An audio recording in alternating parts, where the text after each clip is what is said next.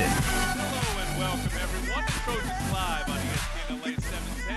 Tune in and live right here on Twitter at USC_athletics. Coming up tonight, we have the athletic director Lynn Swann, the head coach Clay Helton, the quarterback Jack Sears, women's soccer head coach Kadani McAlpine, and men's water polo leaders Zach Desaw and Danny Leong. I am Jordan Moore alongside John Jackson and JJ to catch everybody up on the news of the week. Clay Helton announced that he will take over offensive play calling responsibilities, and also that offensive line coach Neil Callaway has been relieved of his duties. Let's get into that and more right now with USC Athletic Director Lynn Swann. We're counting down to kickoff with Mito. Swiss watches since 1918, the official timekeeper of USC Athletics. Be the first to own the Fight On limited edition timepiece. True Trojan fans, visit shopmito.com/USC. That's shopmito, MIDO.com/USC. All right, we have Lynn Swann on the line right now. He's good enough to call in from Texas, where he is right now. Lynn, what is your reaction to the changes that were made this week, and what input did you have with Clay on those decisions? Well, obviously I knew these changes were coming. Clay and I talk every week on Mondays after games.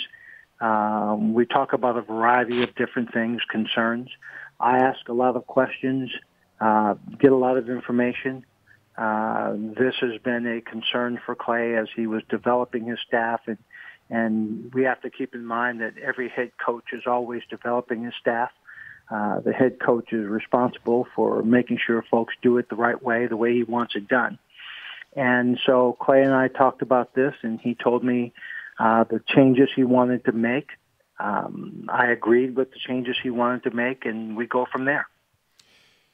Hey, Lynn, JJ also here. Your overall assessment of the program, where it's at right now, and where is this football program headed for the future? Well, I think this program is in good shape. This may not be the best season in terms of wins, losses. But keep in mind, as Clay Helton as a head coach, we played in the Rose Bowl, won a great Rose Bowl there, had a great finish to the 2016 season. 2017, we won the Pac-12 championship and played in the Cotton Bowl. The last 2 years, he's had top 5 recruiting classes. And we are rebuilding this program. And you don't get back into the hunt for the biggest prizes overnight. It's a process. People want to believe that, after our scholarship reductions and that the sanctions and everything else, as soon as those things were up, that suddenly USC football team would be, at the pinnacle of collegiate football.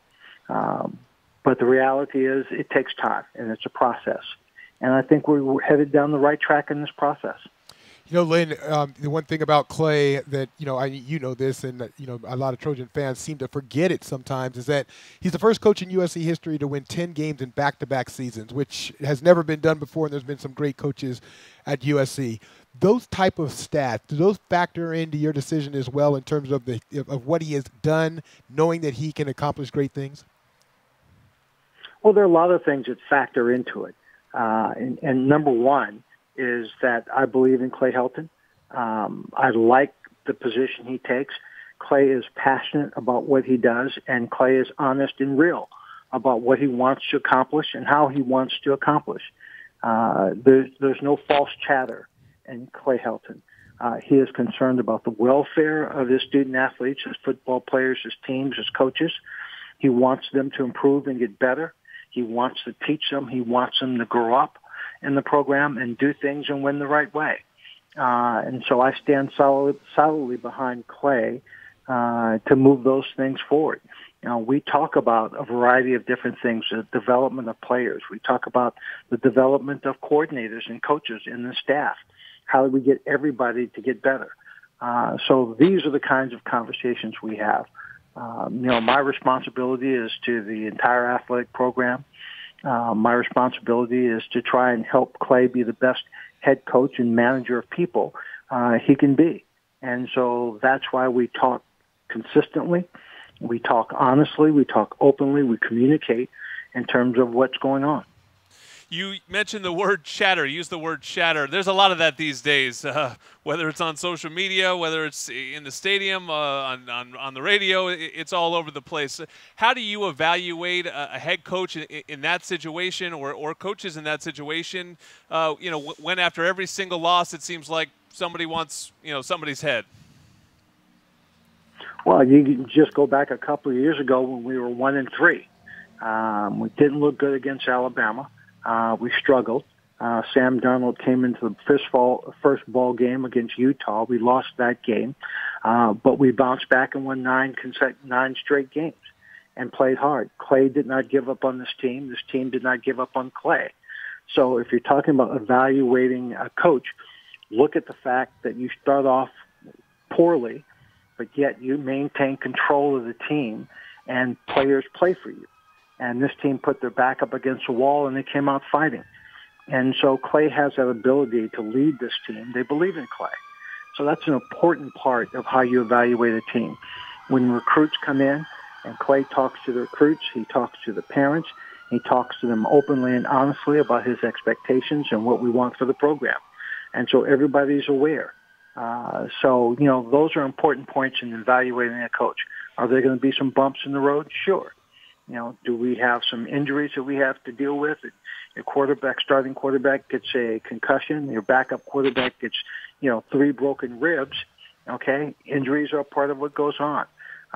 Jack Sears, who's going to be on your program later on, steps in and does a great job. They coached him up in 1 week to get him ready to start a game that he hadn't started a football game since he played in high school. And so, yes, we lost the game. But I think if you look at the way Jack performed, you saw a coaching staff and a team rally around him and play pretty darn hard to keep in that ball game. And so that's another evaluation point. We always evaluate across the board. But, again, I have confidence in Clay. I think he'll keep this team on track. He'll get it back on track this week, and we'll continue to progress. We have a chance to finish out our season strong. We don't control our own destiny. That's a disappointing thing at this point in time. But what we have to do and what our team has to do is to rally, play hard, and show the courage, the fight-on courage to continue to move forward. You've mentioned, in reference to your Steelers days in the past, how important is continuity and stability to you when you do assess head coaching positions? It's hugely important. I believe every time you change a head coach, you start from the beginning. You start all over again. You've got different ideas. You've got a new system. A new coach is going to want maybe a different mix of personnel, so they don't feel like they necessarily have the mix to execute whatever their strategy might be. And I think Clay can get this done. I believe it's important to have patience. I believe it's important to make sure that fundamentally you're doing the right things along the way to make sure that you're making positive steps, knowing that there are going to be some setbacks, maybe beyond your control, maybe some things you can't control. But I certainly believe that Clay can assess those things and move it forward. But, Jordan, JJ, I think, this is the time that we talk about the Trojan family. We talk about these young kids playing hard. I know JT Daniels earlier today talked about the fact that it's the players who have to execute. The coaches call plays, but they're the ones that have to execute. We need the Trojan family to stand behind this team. We need to stand behind them. It's easy to be a fan and come out to the games when the team's undefeated, when they're rolling and everything's looking good. But this is the moment, this is the time when the Trojan fans or our students or alumni need to be there and support these young men who are giving everything they have to play the best football they can.